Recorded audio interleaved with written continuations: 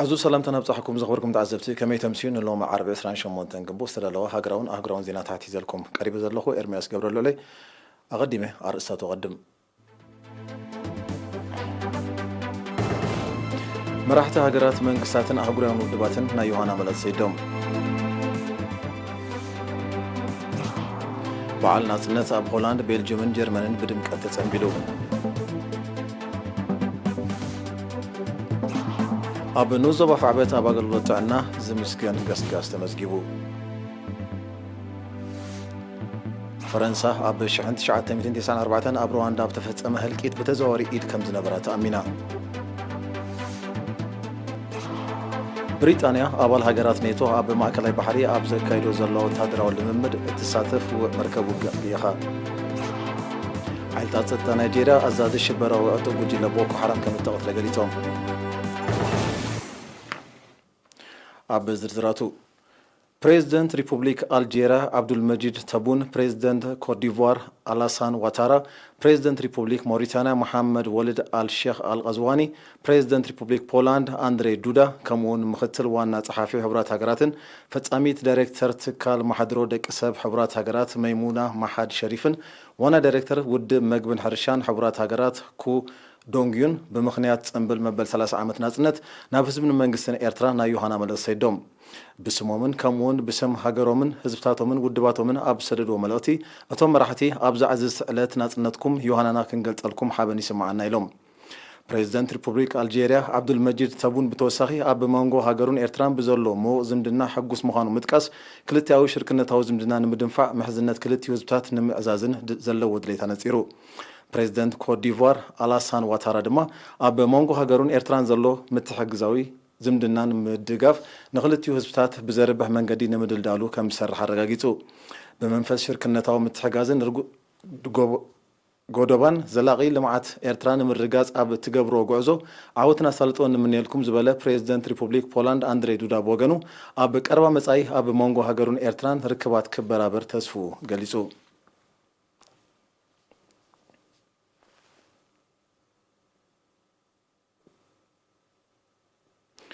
مبل 3 عامات بعل ناصنت ايرترا وترو نخول دلوات بزبل تيما اب هولاند بلجيومن جرمنن بوسون اكلاو تساتفون مانزاوي اغاباتن ب 23 غنبوت بدمقه تصنبيلو ككابوتو نزبصحنا صبصاب يونس ابراهام كقربوي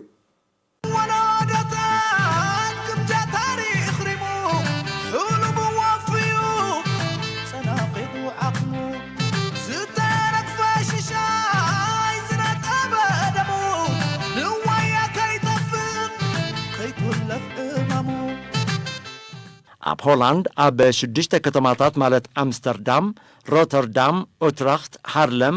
አመርስፎርትን ካምፓኒን ዝነብሩ ኤርትራውያን ኣብ ዝወደብዎ ንትርጉም ናጽነትን ስለኣዝ ተኸፍለ ረዚን ዋጋን ዘንጸባረቕ ጽምብላት ዮሃኖም ንህዝቢ መንግስትን ሓይልታት ምክልኻልን ኤርትራ ብምግላጽ ድልውነቶም ንዝበረኸ መኸተ ዳግም ኣረጋጊጾም አምባሳደር ኤርትራ ኣብ ሕብረት ኤሮፓ አምባሳደር ነጋሲ ካሳ ኣብ ዘመሓላለፎ መልእኽቲ ናይሎም ዓመት በዓል ናጽነት ንርዱእ ምኽንያት ካብቲ ልሙድ ፍልይ ብዝበለ ኣገባቢ በዓል እኳ እንተሎ በብኸባቢኡ ዝነብሩ ዜጋታት ንዝተኣወጀ ቅጥዕታት ብምኽባር ዝወደብዎ ጽምብላት ንርዝነት ናይታ ዕለት ዘነጽር ምዃኑ ብምሕባር ምስጋንኡ ገሊጾም አቦ ወንበር ሽማግለ በዓላት አቶ ሚካኤል ተስፋ ማርያምን ጊዜያዊ ሐላፊ ኮማውን ቆንስላውን ጉዳያት አቶ ይስሐቅ መናስየን በወገኖም ንኣገዳስነት ዶልዶል ጥምረት ኣብ ዝሓድሽ መድረኽ ብምጥቃስ ሃገራዊ መደባት ብኣድማዕነት ምትግባር ህዝባውያን ውዳቤታት ንጥፈታተን ከደንፍዓ ከም ዝግባእ ኣስሚሮምሎም ኣብ ብራሰልስ ቤልጅየም ኣብ ዝተኻየደ ተመሳሳሊ ጽምብል እውን አምባሳደር ነጋሲ ካሳ بمنصر ابز حلف 30 ዓመታት ዘጋጠመና ከቢድ ተጻብኦታትን ብድሆታትን ብውህደት ህዝቢ መንግስትን ሓይልታት ምክልኻልን ኣብ ዝተፈላለየ ጽላታት ተሳሊጡ ዘሎ መደባት ልምዓት ዋላ እንኳ ከምቲ ንሓልሞ ኣይኹን ዓበይቲ ዓወታት ከም ተመዝገበ ብምብራህ ንድምቀት ናይ ዛዕዝዝቲ ዕለት ኣበርክቶን ዝገበሩ ኩሎም ኣመስጊኖም بدرجة جرمن دما زيغاتاتن عدومات وصاتنياتات عروخ ايرتران اب زتساتفو مبل 30 عمت بعل ناصنت ايرترا ب20 كلتن جنبوت بزتفلالي مسنادوتات بوعوع منفس تصنبيلهم ابتي اغاطامي ፈጻሚ ጉዳያት ኤምባሲ ኤርትራ ኣብ ጀርመን አቶ ዮሐንስ ወልዱን ጸሐፊ ሃገራዊ ሽማግለ ኤርትራውያን ኣብ ጀርመን አቶ ሙሴ ፍስሐየን ንክብርን ርዝነትን ጽምብል ናጽነት በሐፈሻ ፍሉይነትን ትርጉምን መበል 30 ዓመት ድማ ብፍላይ ከምኡን መድረኻዊ ተልእኾ መኸተን ተራን ተሳታፍነትን ዜጋታትን ኣመልኪቶም ቃል ኣስሚዖም እቲ ብማንዛ ን6 ሰዓታት ዝቐጸለ ጽምብል ባህላውን ስነ ጥበባውን መደባት ዕላል ናጽነት ስእላዊ ምርኢት ጉዕዞ 30 ዓመት መደብ ህፃናት መልእኽትታት ዮሐናን ካልእን ዘጠቓለለ ምንባሩ ካብቲ ቦታ ዝበፅሕና ሓበሬታ ኣነጺሮም ጽምብል 30 ዓመት ኣብ ጀርመን ብተወሳኺ ጉዕዞ እግሪ ናጽነት ሰልፊ ብባንዴራ ኤርትራ ዝወቀባ መካይን ምስቃል ባንዴራ ኤርትራ ኣብ መንበሪኻን ትካልካን ከምኡውን ካልእ ንጥፈታት ዘጠቓለለ እዩ ነይሮም እዚ ከምዚ ኢሉ እንከሎ ኣብ ሪፓብሊክ ደቡብ ሱዳን ከተማታት ዋው ኣዊል ፋሉጅ ኒሙሌ ቶሪት ሩምቤክ ኳጆኽ የይ ቤንቲዩን ማላካልን ዝነብሩ ኤርትራውያን ንመበል 30 ዓመት ጽምብል ናጽነት ኤርትራ ብልዑል ሃገራዊ ወኒ ከም ዘብዓልዎ ካብቲ ቦታ ዝበፅሐና ሓበሬታ ኣረዲዩ ሓበሬታ ካብ ሚኒስትሪ ጥዕና ሎሚ 28 ግንቦት ኣብ ሞሸቢ ማእከላት ዞባታት ማእከል ሰሜናዊ ቀይ ባሕሪ ደቡብን ጋሽባርካን ብዝተገብረ ናይ ላቦራቶሪ ምርመራታት 12 ዜጋታት ብኮሮና ቫይረስ ምልካፎም ተረጋጊጹሎ ንሳቶም ድማ 7 ኣብ ኣስመራ ዞባ ማእከል 3 ኣብ ሽዕብ ዞባ ሰሜናዊ ቀይ ባሕሪ 1 ኣብ ኣዲባራ ዞባ ጋሽባርካ 1 ድማ ኣብ መንደፈራ ዞባ ደቡብ ተወሽቦም ጸንሖም እዚ ከምዚ ኢሉ እንከሎ ኣብ ሆስፒታላት ዞባ ደቡብ ተዓቂቡ ክንክን ክግበረሉ ጸንሐ ሓደ ዜጋ ሓዊዩ ተፋኒሎ በዚ መሰረት ጠቕላላ ቁጽሪ ብኮሮና ቫይረስ ተለኽፉ ዜጋታት ክሳብ ሎሚ 4022 በፂሕሎ 3812 ካብዚኦም ሓዊዮም ዝተፋነው 14 ብሞት ተፈልዩ 196 ድማ ገና ኣብ ሆስፒታላት ተዓቂቦም ዝርከቡ እዮም ሚኒስትሪ ጥዕና 28 ግንቦት 2021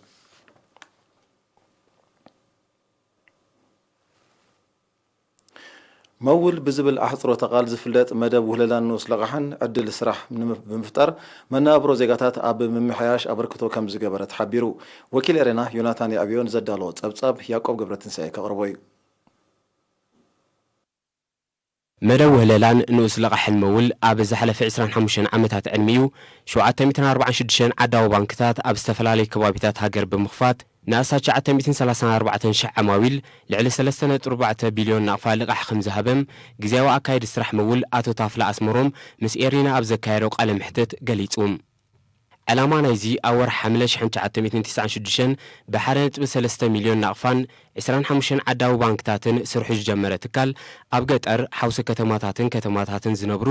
ብዝተፈላለየ ምኽንያት ካብ ወግዓውያን ባንክታት ልቓሕ ክረኽቡ ንዘይክእሉ ወገናት ናይ ልቓሕ ዕድል ብምርሓው ምምስራትን ምስፋሕን መጠንን ውስጥ ትካላት ብምትባዕ ብሕታዊ ትካላት ንኽምዕብላ ምድራኽ ብኡ ቢልካ ድማ ኣታዊታት ዜጋታት ብምኽዕባት መነባብሮ ዜጋታት ምምሕያሽ ከም ዘጠቓልል ኣቶ ታፍላ ገሊጹ ከም መጠነ ንኡስ ፋይናንሳዊ ትካል መውል ኣብ ድሓን ደረጃ ዕቤት በፂሑ ክንብሎ ንኽእል ኢና ማለት እዩ ኣብ 2008 እውን ብናይ ደገ ክኢላታት ናይ ሆላንድ ናይ ማይክሮ ፋይናንስ ክኢላታት መጽናዕቲ ተገይሩሉ ነይሩ ብመንግስቲ ተመሪሑ ፋሰት ግሩፕ ዝበሃሉ ፋይናንሻል ኢንስቲትዩሽን ክኸውን ዘኽእሎ ደረጃ በፂሑ ተባሂሉ ነይሩ መውል ኣብ 2008 ኮይና ክሳብ ሕጂ ከዓ ካብቲ ዝነበሮ ብልዕሊ ዕፅፊ ዝርግሑ ይኹን ኦፐሬሽናዊ ዓቕምን ፋይናንሳዊ ዓቕምን ዓብዩ ንሪኦ ኣለና መውል ማለት እዩ እዚ ዝፈጠሮ እንታይ እዩ ከምቲ ዝበልክዎ እምነት ናይ ዓማዊል እቲ ትካል ነቲ ዓማዊል ጽቡቕ ኣገልግሎም ኣሎ ብተዛማዲ ማለት እዩ እዚ ዝፈጠሮ ከዓ ዕብየት መፅኡ ኣሎ ንዘርግሓ ናይቲ ትካል ብዝምልከት ድማ 6 ብደረጃ ዞባታት 22 ብደረጃ ጨናፍር ከምኡውን 58 ብደረጃ ኣብያተ ጽሕፈት ምዃኑ ብምጥቃስ 50 ሚእታዊት ካብ ሰራሕተኛታቱ ደቂ ኣንስትዮ ምዃነን ኣረዲኡ ከም ዓመታዊ ገምጋም ስለ ንገብር ኩሉ ግዜ ክንሪኦ ከለና 53.1 ሚእታዊት ደቂ ኣንስትዮ ነይረን ማለት እዩ እዚ ማለት ብቁፅሪ ክንሪአን ከለና 35730 ካብ ተለቃሕትና ደቂ ኣንስትዮን ብዙሓት ካብ ዚኣተን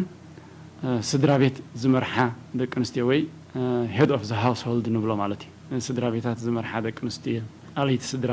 ማለት እዩ በዝሒ ዓማዊል መውል ልዕሊ 67,000 በፂሑ ከም ዘሎ 53 ሚእታዊት ካብኦም ድማ ደቂ ኣንስትዮ ምዃነን ዝሓበረ ኣቶ ታፍላ ዝውሃብ ዓይነታት ልቓሕ ናይ ጉጅለ ልቓሕ ናይ ውልቂ ልቓሕን ናይ ሰራሕተኛታት ልቓሕን ምዃኑ ብምጥቃስ መጠን ዝፍቀድ ልቓሕ ከከም ዓይነቱ ካብ 6,000 ናቕፋ ክሳብ 150,000 ናቕፋ ከም ዝዝርጋሕ ገሊጹ ዓማዊል ልቓሕም ንምምላስ ዝወሃቦም ናይ ግዜ ገደብ ንመጠነ ንኡስ ልቓሕን ክረምታዊ ሕርሻን 1 ዓመት ንመጠነ ንኡስ ዋኒናዊ ልቓሕን ሰራሕተኛታት መንግስትን ድማ 1 ወይ 2 ዓመት ምዃኑ ብምብራህ ዓማዊል ብመሰረት ዝኣተውዎ ውዕል ልቓሕም ኣብ ግዚኡ ምስ ዝኸፍሉ ጠቕላላ ዝኸፍልዎ ወለድ ናብ ፍርቂ ከም ዝጎድል እውን ኣብሪሁም ዓማዊል ናይ መውል ኣብ ምምላስ ልቑሖም ኣዝዩ ጽቡቕ ዝኾነ መረዳእታ ዘለዎም እዩ ክበሃል ይከኣል እንተኾነ ግን ምስ ግዜ ዝፍጠሩ ኣጋጣሚታት ኣለዉ ንኣብነት ከም ዝሕጂ ዘለና ግዜ ናይ ኮሮና ቫይረስ ኣብ ሪፔይመንት ሬት ናትካ ከመይ ይጸልወካ ብዙሓት ትካላት ተዓጽየን ካብ ኣገልግሎት ካብ ቁጠባዊ ንጥፈት ጠጠው ኢለን ጸንሓ እዚ ይጸሉ ኣብ 2015 ዝተኣታተወ መወዳእታ መስርሕ ምቕያር ባጤራ ናቕፋ እሱ ዝፈጥሮ ለውጢ ኣብ ዕዳጋታት ጥሪትን እኽልን ብፍላይ ማለት እዩ ኣብ 25 ዓመታት መውል ዳርጋ 900 ልዕሊኡን ሪፔይመንት ሬት እንዳሓዘ ዝኸደሎም ዓመታት ብዙሓት እዮም ኣብዚ ናይ ኮሮና ቫይረስ ንብሎ ዘለና መስርሕ ምቕያር ባጤራ ናቕፋ ኣብ 2015 ዝበልናዮ ግን ሪፔይመንት ሬት ናይ መውል ዳርጋ ናብ 600 ጎዲሉ ክንብሎ ንኽእል ኢና ንርኡይ ምኹኑይ ምኽንያታት ይኽእዝ ማለት እዩ ኣቶ ታፍላ ኣብ መወዳእታ ብቴክኖሎጂ ዝተሰነየ ስሉጥን ጽሑፍን ኣገባብ ኣሰራርሓ ንምትእትታው ዕቱብ ስጉምትታት ይውሰድ ከም ዘሎ ብምሕባር ምሕያል ስታስቲካዊ ስርዓት ሓበሬታ ንሰራሕተኛታት ሰሓቢ ዝኾነ ናይ ስራሕ ባይታ ምፍጣር ስልጠናታት እናወደብካ ዓቕሚ ሰራሕተኛታት ምዕባይ ከምኡውን ናይ ስነዳ ስራሓት ምጽፋፍ ካብቶም ቀንዲ ናይ መጻኢ መደባቶም ምዃኖም ኣረዲኦም ትካል ናይ ፋይናንስ እንዳሰፍሐ ክኸይድ ከሎ ኩሉ ግዜ ብሲስተም ዝተደገፈ ክኸውን ስለ ዘለዎ ነዚ ጠርናፊ ዝኸውን ናይ ኮምፒውተር ሲስተም ወይ ፕሮግራም እንዳማዕበልና ንኸይድ እቲ ቀንዲ ሒዝና ዘለና መደባት ብዙሕ ንሰርሓሉ ዘለና መደባት እዩ ማለት እዩ ምጥርናፍ ብምዕባል ኮምፒውተራዊ ሲስተም ኣብ ዝተፈላለየ ደረጃ ማለት እዩ እዚ ከዓ ብዙሕ ክሕግዘና እዩ ከሳልጦ ክፈጥረልና እዩ ኢልና ንሓስብ ማለት እዩ ኣብ ንዞባ ፍዕበት ኣብ ማሕበራዊ ኣገልግሎታት ብሓፈሻ ኣብ መዳይ ጥዕና ድማ ብፍላይ ዓብ ገስጋስ ከም ተመዝገበ ነበርቲ ገሊፆም ኣብ ዝሓለፈ 30 ናይ ናጽነት ዓመታት ብርክት ዝበላ ትካላት ጥዕና ክሳብ ርሑቕ ከባቢታት ከም ተዋደዳ ዝጠቐስቶም ኤሪና ዝተወከሰቶም ነበርቲ ብቐረባ ዝተማልአ ኣገልግሎታት ናብ ዝርከቦ ደረጃ ተበፂሑ ከም ዘሎ ሓቢሮም ሓላፊ ትካላት ጥዕና ንዞባ ፍዕበት ነርስ ኣስራት ኣሚና ብወገኑ ዝህቦ ዘሎ ኣገልግሎት ጥዕና ብዓይነትን ደረጃን በብእዋኑን ንዓብየን እናሰፍሐን ይመጽእ ከም ዘሎ ብምብራህ ኣብ ሆስፒታል ፍዕበት ዝተኣታተወ ኣገልግሎት ሕክምና ስንን ዓይንን ከምኡውን ራጅን ኮምፒውተርን ናብ ካልኦት ከተማታት ንምኻድ ንዝነበረ ሃልኪ ግዜን ጸጋታትን መኸተምታ ከም ዝገብረሉ ኣነጺሩ ኣብ ዝሓለፈ ዓመታት ናጽነት ክታበት ህጻናት 97 ሚታዊት ብዝሒ ኣብ ትካላት ጥዕና ዝመላለሳ ነፍሰ ጾራት 9 ሚታዊት ኣብ ትካል ጥዕና ዝገላገላ ድማ 70 ሚታዊት ከም ዝበጽሐ ሰነዳት ሆስፒታል ፍዕበት የመልክት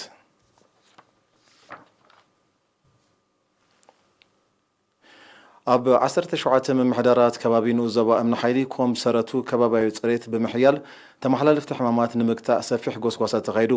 ከም ውጽኢት ናይቲ ጻዕሪ 78 ዓድታት ኣብ ደረጃ ምሕራም ክበጽሓን ከለዋ 89 ሚእታዊ ስድራ ቤታት ተጠቀምቲ ዓይኒ ምድሪ ኮይነን ከም ዘለዋ ተገሊጹ ሓላፊ ማእከል ጥዕና ንዞባ እምኒ ሓይሊ ነርስ በርሀ ኪዳና ኣብ ዝሃቦ ሓበሬታ ንቕሓት ሕብረተሰብ ኣብ ተመሓላለፍቲ ሕማማት ብሓፈሻ ኣብ ምቁፅጻር ብጉድለት ከባቢያዊ ጽሬት ዝኽሰቱ ድማ ብፍላይ ብምብራኹ እቲ ዝወፀ ውጥን ብኣድማዓነት ከም እተተግበረ ሓቢሩ ኣብ ጨንፈር ሚኒስትሪ ጥዕና ዞባ ደቡብ ክኢላ ህዝባዊ ጥዕና መንእሰይ ኪዳን ኣስፋ ብወገኑ ዓይኒ ማያት ካብ ብከላ ንምክልኻሉን ንቑሕ ተሳትፎን ውሕሉል ተጠቃምነትን ከም ዘድሊ ኣገንዚቡ ኣካይዲ ስራሕ ንዞባ እምኒ ሓይሊ ወይዘሮ ትርሓስ ፍቓዱ ድማ ተበፂሑ ዘሎ ደረጃ ክዕቀብን ኣብ መስርሕ ዘለው ዓድታት ከም ዘርከባ ንምግባርን ኣማሓደርቲ ከባቢ ብውህደት ክሰርሑ ኣዘኻኺራ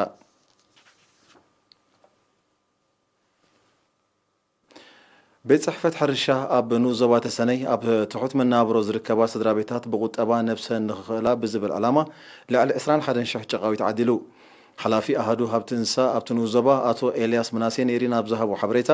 በቲ መደብ 1222 ስድራ ቤታት ተጠቀምቲ ከም ዝኾና ብምግላጽ ጥዕና ናይተን ጨቓዊት ንምሕላው ጉዳይ ቀረብ መድሃኒትን ክታበትን ይስራሓሉ ከም ዘሎ ኣነጺሩ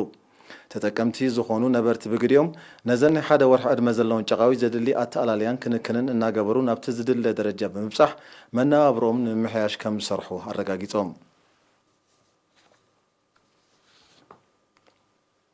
ዝኸበርኩም ተዓዘብቲ ዝስዕብ ኣህጉራዊ ዜና እዩ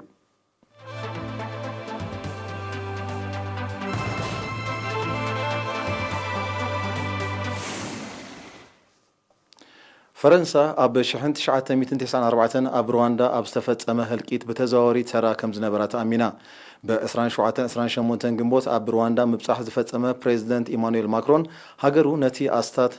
100 معالتات زغتلن هيوت لعل 800,000 سبات زغزفن وقع حد كتقطعو بزي مخالا تحتاتيت كم زقبرا رديو انت خونا قنا بريزيدنت ماكرون باتي قدا يقريتا بزي محتاتو نحيالو روانداين اقوطيو اللو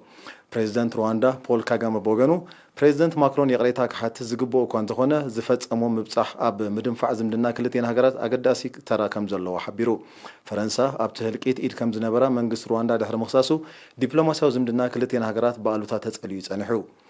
دبلوماسيان قطباون زمدنا فرنسان رواندا نمدنفع بعتوب كم سرح زغلص بريزيدنت ماكرون نابتا هاجر حدش امباسادر كم زشي مافليتلو بريزيدنت ماكرون دحر 2010 اب رواندا مبصح زكاده ناي فلما مراحي فرنسا مخانيوم صبصابات زتقصو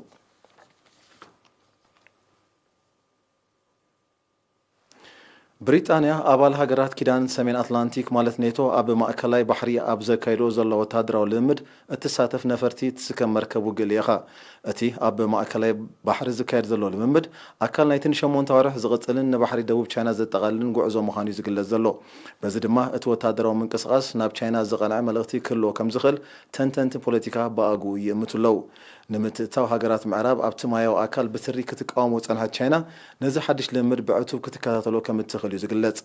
بجيوبوليتيكاو ربحاتات مس چاينا تفعفي حزل أمريكا أب بحر دوب چاينا ترقاقا من قصقاسات مراخب كتكايد مصنحا يفلت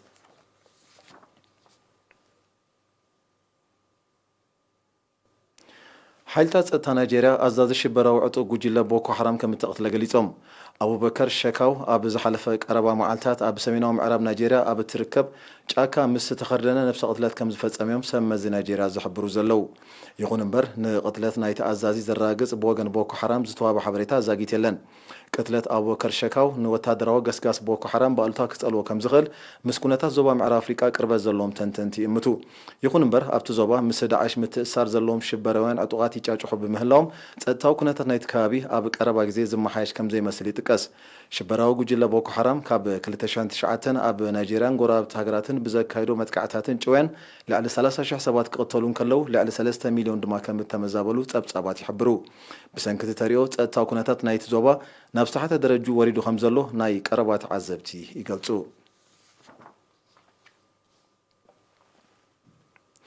جرمن أب مجمرتا مبل إسرا كفل زمن ناميبيا غزيا أب زنبرة الأوان بزعبا استفزمه الكيد سلامويان كم تأملت نايل على $1 بليون ناي وفر دقف ناميبيا كتقبرك مخانف لتا منستر قدات وصا جرمن هايكو ماس منقس جرمن بإسران شعاتن قنبوت أبزهب وغازيطا مغلسي هاقرو نايت مغزاتا وحارقتات تاريخاون مورالون حلفنت كم تسكم أرقاقيتو كاب شحنت شعات 204 كساب شحنت شعات 208 جزا حيل جرمن لعلي 800 كاب تغلال هزبي قبيلاتات نامان هيروران كم زصنتا زمسكرو مزاغب تاريخ اتم دقبات كاب سبوحن فريامن مريتهم موصيوم ناب اصامن مدربتاتن كنبرو كم تگددو يحبرو بتي جزا حيل جرمن زوسدو عليت ناي مصنا سغمتي كاب كلتيو قبيلاتات لعلي 100 سبات كم تقتلو يزغلص منقس جرمن نايت هلقيت وقعو يغريتا كحاتتن ناميبيا فينانساو دقف كبركتن اب زبل نطبي كلتين هاجرات اب كاب 2015 كزتيا مصنحن صبصبات تقصو انت هنا ግን ናኒሜውን ጀርመን ናይ ዝተፈጸመ ህልቂት ንጹሃን ሰባት ጥራይ ዘይኮነ ናይ ኩሉ መግዛእታዊ ሓድግታት ሓላፍነት ክስከም ከም ዘለዋን እዮም ዝጽውዑ ዘለው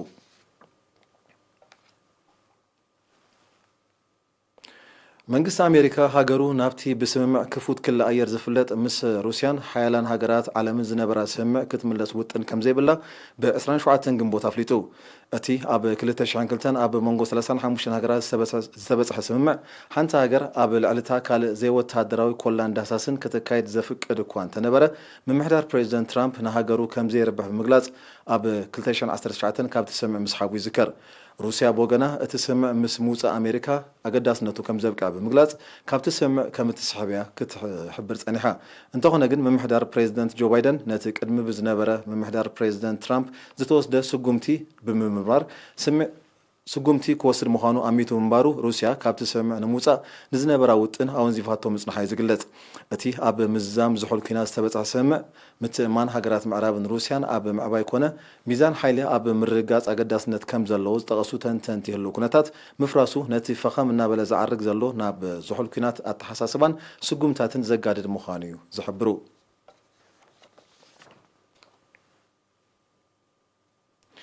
ኣብ ሶርያ ብ26 ግንቦት ኣብ ዝተኻየደ ፕሬዝደንታዊ ምርጫ ፕሬዝደንት ባሻር አልአሰድ ብዓብላሊ ድምፂ ንራብዓይ እብረ ከም እተዓወተ ኮሚሽን ምርጫ ናይቲ ሃገር ብ27 ግንቦት ኣፍሊጡ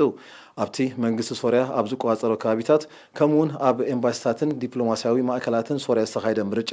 ፕሬዝደንት ባሻር አልአሰድ 95.1 ሚእታዊ ድምፂ ብምርካብ ከም እተዓወተ እዩ ተሓቢሩ አንጻር መንግስቲ ሶርያ ዕጥቃዊ ግጭት ዘካይዱ ዘለዉ ተቃወምቲ ሓይልታት ነቲ ምርጫ ተዋስኦ ኢሎም ክገልጽዎ እንከለዉ ኣሜሪካን ኤውሮጳ ሕብረትን ድማ ዘይፍትሓውን ዘይነጻን ክብሉ ንውፅኢቱ ነጺጎሞ ይኹን እምበር ፕሬዝደንት ባሻር አልአሳድ ህዝቢ ሶርያ ምርጩ ወሲኑ ስለ ዘሎ መግለጽታትን ርእቶታትን ሃገራት ምዕራብ ትርጉም ኣልቦ ኢሉ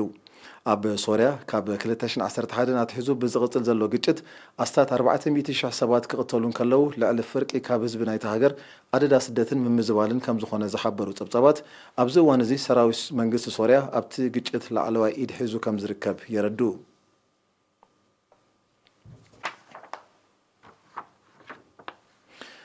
ዜና ዛዚምና ኣለና ኣርስታቱ ከዘኻኽረኩም መራሕቲ ሃገራት መንግስታትን ኣህጉራዊ ውድባትን ናይ ዮሃና መለስ ሰይዶም በዓል ናጽነት ኣብ ሆላንድ ቤልጅየምን ጀርመንን ብድምቀት ተጸንቢሉ